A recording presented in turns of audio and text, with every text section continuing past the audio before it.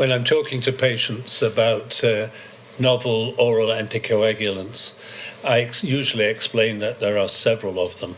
And of course, that immediately invites the question, which one should I have, doctor? And if I don't give an immediate answer, they ask me, which one would you have? So what's the answer, Marco? I really don't know which one you want to have, but we'll have a look.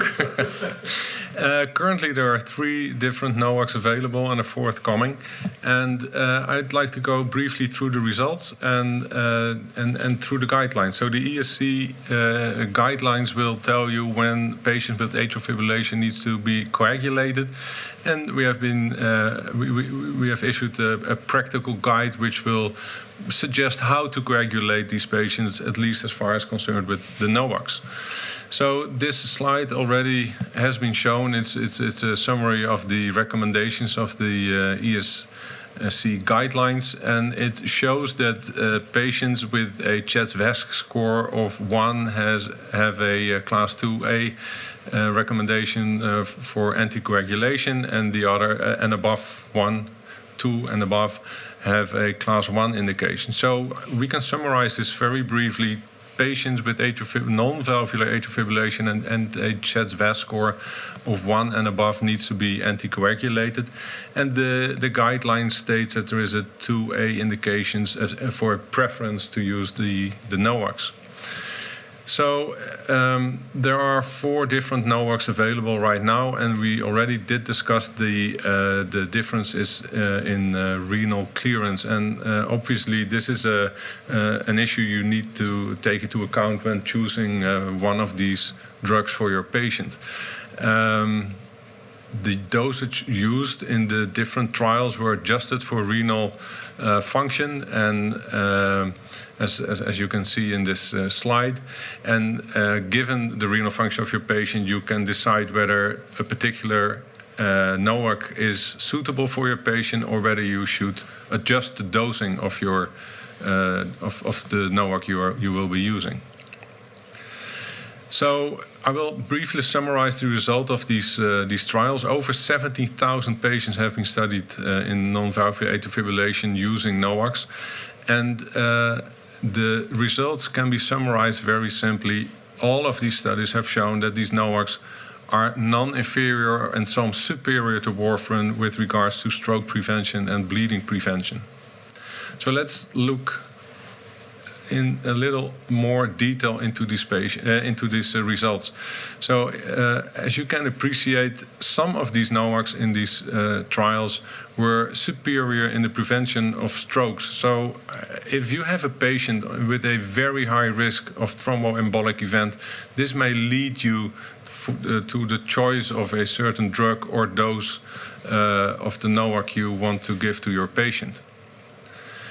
So if we look at stroke in more detail, stroke is a composite of ischemic and hemorrhagic stroke, and you will see that the result of most of these drugs is achieved by reducing the occurrence of ischemic stroke, of hemorrhagic strokes, and only the highest dose of the bigartran was superior in the reduction of ischemic strokes. So what's the price you need to pay for these beautiful results? So we'll have a look at the outcome in major bleedings, and you will see that most of these drugs are superior or, depending on the dose, non-inferior to warfarin in reducing major bleedings. And I think these kind of results may lead you in, if you have a patient with a high bleeding risk, a patient with advanced age, renal insufficiency, which all lead to a higher bleeding risk, you may choose for the drug with the lowest bleeding risk. Within major bleeding we can take out the gastrointestinal bleeding, as we do appreciate that the bigartran in the highest dose did increase the risk of gastrointestinal bleeding. So if you have a patient who did experience gastrointestinal bleedings, this is probably not the dose you want to use for this particular patient. And finally, just to summarize the impressive results, all of the NOACs reduce the occurrence of intracranial bleeding and are superior or non-inferior in the reduction of mortality. So in conclusion, when oral anticoagulation is indicated in this patient with non-valvular atrial fibrillation, the use of a NOAC rather than vitamin K antagonist should be considered. And of course, concomitant disease like renal functioning and prior gastrointestinal bleeding, and the use of concomitant medications like verapamil or over-the-counter drugs like non-steroidal drugs may influence the choice of your NOAC. So, what are these interactions we can see with the different NOACs? This is a table coming from the practical guideline published by Heidbügel, and they were using a traffic light warning system to indicate whether the dosage needs to be reduced or whether the concomitant drug with this NOAC was contraindicated for the use of these NOACs. So, to summarize, in patients with low bleeding risk, it's probably best to select NOACs with the highest reduction in ischemic strokes. However, in patients with high bleeding risk, and unfortunately these often go hand to hand, but in patients with high bleeding risk, select the NOACs with the best reduction in major bleeding. Then we already discussed the preference of once or twice daily, and this may influence your choice, but as we have seen, it's not a clear issue whether this is of benefit for your patient and whether it really will improve adherence to medication. And of course, the availability in your country or reimbursement may also influence the choice of your drug. Thank you. Thank you, Marco.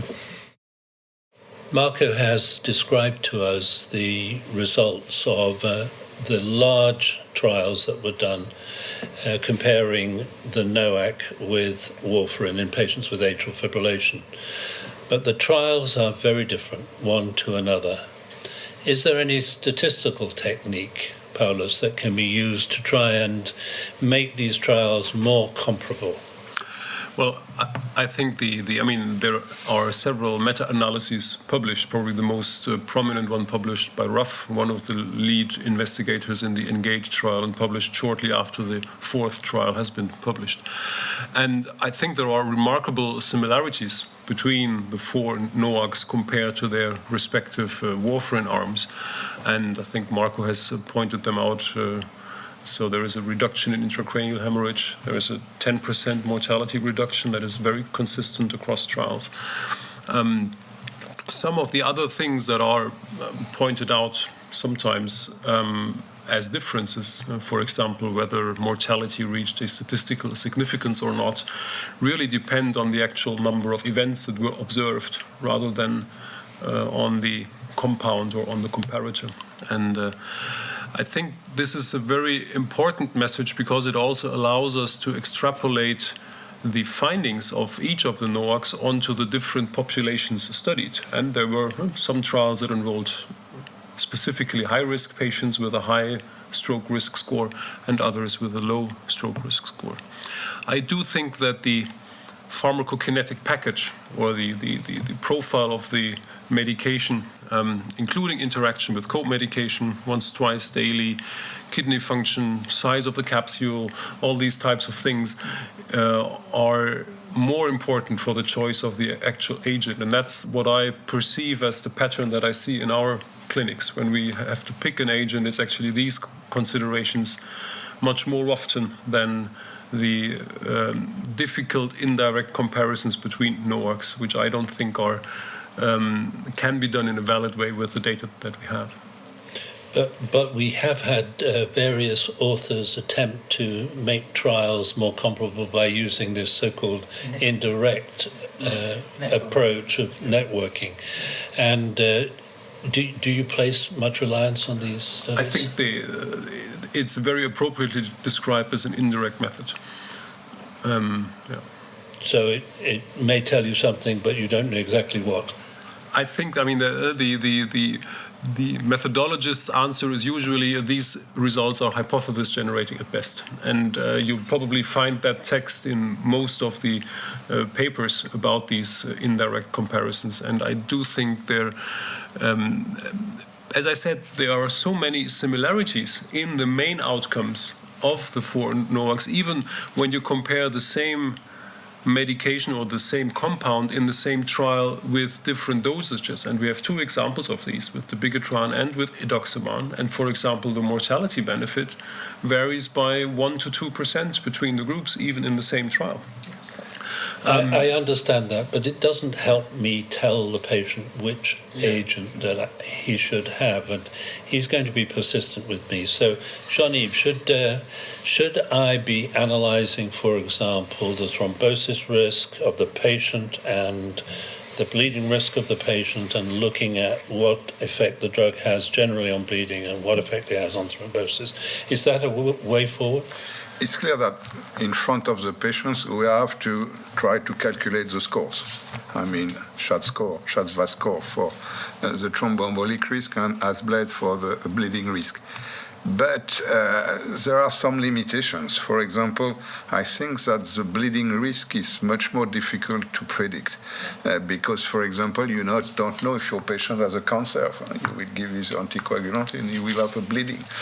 So I agree with Paulus that there is no major differences. You can, as proposed by Marco, and we all do that, to try to give, if there is a high bleeding risk, the drug for which the bleeding rate was a little lower. But I agree to Paulus. In most of the cases, there is no major difference.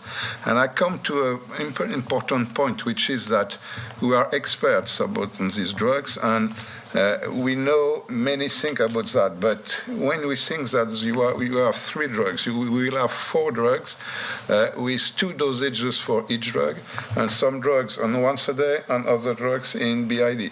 I think to the GP, it's impossible for him to know all that, and it's not necessary. So I think that for experts, we can try to differentiate each one to make the choice, but perhaps for many doctors, the best drug could be the drug he usually prescribed because he well knows his drug, and not to try to differentiate for it. It's an interesting debate. The drug he knows, I understand that point very well. But what about looking at sort of the net benefit of the drug, Raphael? Yeah, because the idea is that you should not look at efficacy or safety in isolation. We have to have a compound evaluation of these 2 parameters, more or less like having a very powerful car but not having the right tires. You cannot use the power. So the Pirelli advertisement a few years ago used to say power is nothing without control. So, but this is appropriate because when we try to optimize treatment according to the ischemic risk, the bleeding risk, as a matter of fact, very often the 2 go hand in hand. The higher the bleeding risk, the higher the ischemic risk also, and vice versa. And so, and also we have to understand that there is a science behind this, that not all events that are calculated in these trials, that are measured in these trials, have the same prognostic implication. Ischemic stroke certainly has been the number 1 efficacy endpoint, but some types of hemorrhagic strokes, most of hemorrhagic strokes, have a worse prognostic implication than an ischemic stroke. And actually it has been calculated that roughly the value of a hemorrhagic stroke in leading to death of the patient is 3 times higher than that of an ischemic stroke. And this leads to the idea that you cannot simply put together efficacy outcomes and safety outcomes roughly just adding them up, as it has been done in attempts run in the major trials. But you have to refine the analysis, giving some weight to the events. Well, we tried to do this exercise, and we presented this at the latest ESC Congress. And the outcome in this case is that, surprisingly, NOACs have a very close profile in terms of net clinical benefit compared with warfarin. They are always on the left side of the identity line, favoring NOACs compared with warfarin, either because they are more effective in some cases, take, for example, dabigatran 150, or because they are safer, take dabigatran 110. And so this exercise gives the idea that the class, maybe by directly targeting one single coagulation factors, can be actually portrayed as a class compared with the NOACs that tackle 4 coagulation factors at the same time and lead to this disadvantage compared to NOACs. Well, Frick, nobody's helped me so far. No, and I won't help you either. But of course, I think the difference between the trials are substantial. Between the trials, but the difference between the outcome is pretty consistent. And what I think is that we, to find out what is the optimal NOAC, we have to do a head-to-head comparison. You would say that's not necessary, but we have seen that with statins, we have seen that with 2B3A blockers, with beta blockers, from one versus the other. Currently, we are doing now prasugrel against ticagrelor. There's a long discussion everywhere in each cath lab what is the best novel antiplatelet agent, and I'm sure there will come a NOAC head-to-head comparison. But I don't know when, and I don't know where, and don't know who is going to do it. But then we get the final answer, what is the best of those 4. Well, for the time being, however, it seems that each of you are advising me that we have to assess each patient case by case. And there may be a reason that convinces us to choose a particular agent for a particular patient. The alternative policy that you explained, Jean-Yves, was to get to know one drug very thoroughly and stick to one agent. And I think both of those policies are reasonable. And for the family practitioner, the general practitioner, perhaps the policy of getting to know a single drug very well is the best. But I think in the teaching hospital environment, we will have to cope with all of these drugs anyway. So we'll have a responsibility to understand and know each of them. And that then gives us the problem of choosing between them. And we want more data. And I think we've said that every time this afternoon. So let's have more data. In the meantime, pick carefully.